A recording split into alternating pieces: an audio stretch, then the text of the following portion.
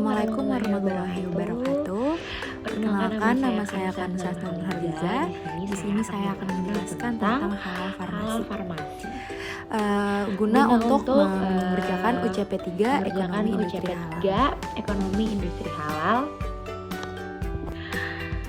Jadi obat itu diibaratkan sebagai pisau bermata dua.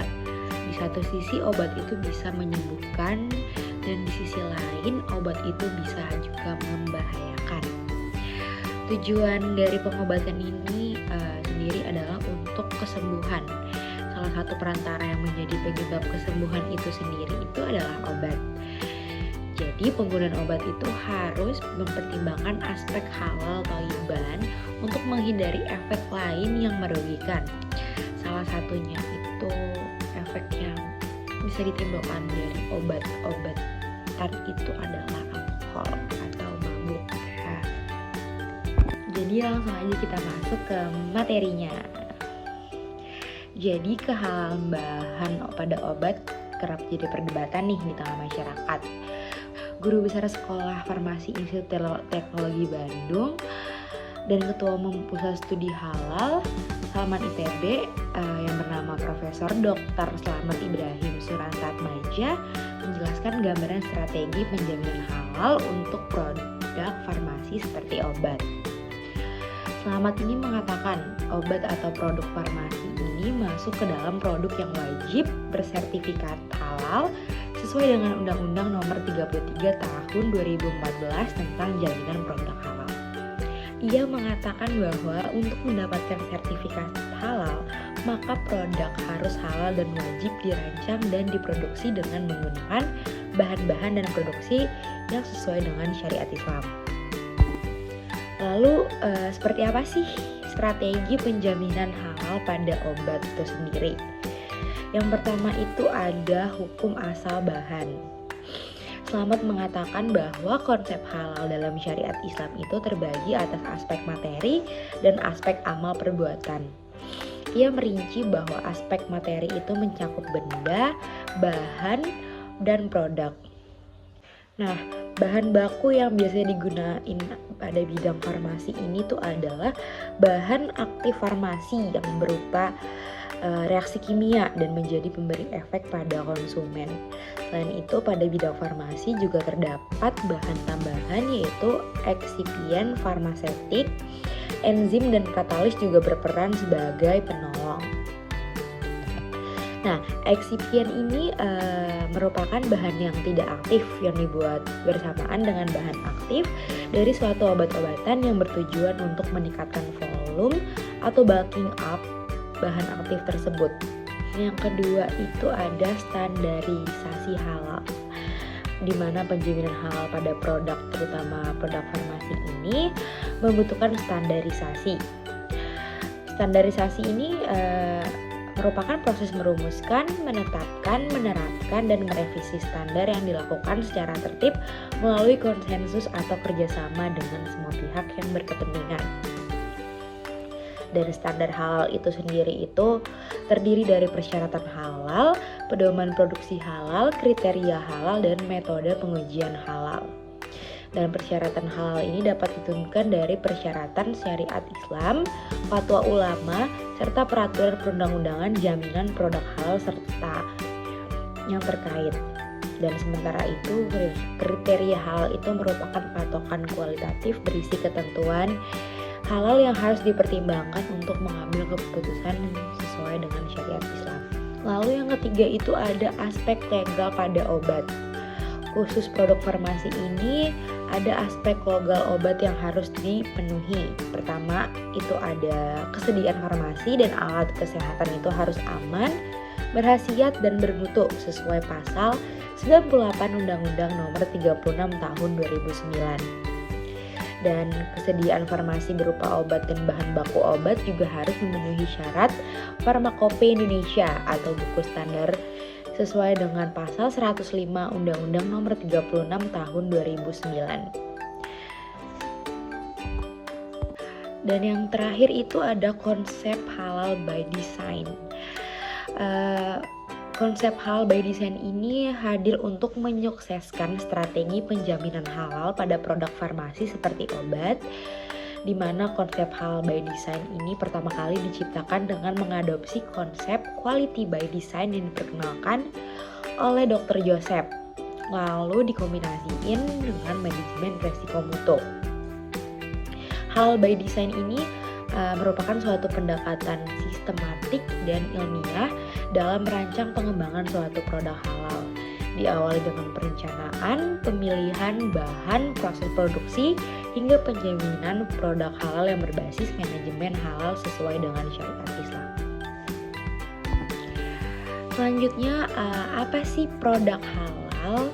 Produk halal itu merupakan produk yang diproduksi dari bahan yang halal dan thayyib pada fasilitas produksi yang bersih atau bebas dari barang yang haram dan najis. Obat yang berbahan dari hewan ini, apabila hewan yang dipakai itu haram, sudah pasti obatnya itu jadi haram juga. Tetapi apabila obat yang berbahan dari hewan yang halal, perlu diperhatikan juga nih cara menyembelihnya. Apakah sesuai dengan syariat Islam atau tidak. Selain itu, pada dasarnya obat-obat itu wajib menggunakan metode yang tidak melanggar syariat, dan obat itu digunakan wajib menggunakan obat yang suci dan halal. Obat itu digunakan dalam kondisi sakit untuk pengobatan, sedangkan minuman itu digunakan untuk konsumsi. Terus gimana tuh kalau misalnya obat cair itu ada, dan itu udah pasti beda dong sama minuman. Ya kalau obat ya obat, kalau minuman ya minuman. Jadi ada banyak jenis obat. Ada obat tablet, ada obat cair gitu. Jadi jangan disamain ya, mana obat, mana minuman. Nah, lalu bagaimana hukum alkohol untuk obat nih? Obat cair itu maupun non-cair yang mengandung alkohol atau etanol yang berasal dari khamar itu udah pasti hukumnya haram. Dan penggunaan alkohol atau etanol yang bukan berasal dari khamar, baik merupakan hasil sintetis kimiawi dari petrokimia ataupun hasil industri fermentasi non-khamar, untuk bahan obat cair ataupun non-cair, hukumnya itu boleh dengan beberapa syarat tertentu.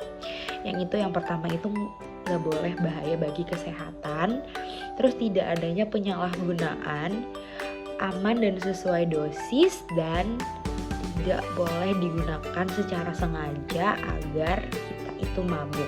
Itu gak boleh ya. Terus farmasi ini lingkupnya juga bukan tentang obat aja, itu ada produk kecantikan atau kosmetik. Nah, kalau misalnya produk kosmetik yang mengandung khamar itu udah pasti juga haram, dan penggunaannya juga hukumnya udah pasti haram. Karena produk kosmetik itu masuk ke dalam tubuh kita yang mengandung alkohol itu berasal dari hasil fermentasi tanaman yang bukan termasuk khamar dengan kadar di bawah 0,5% itu boleh atau halal dipakai. Dan secara medis juga tidak bahaya gitu. Terus produk kosmetik luar yang tidak masuk ke dalam tubuh yang mengandung alkohol yang berasal dari hasil fermentasi tanaman yang bukan termasuk khamar adalah halal juga apabila secara medis juga tidak bahaya.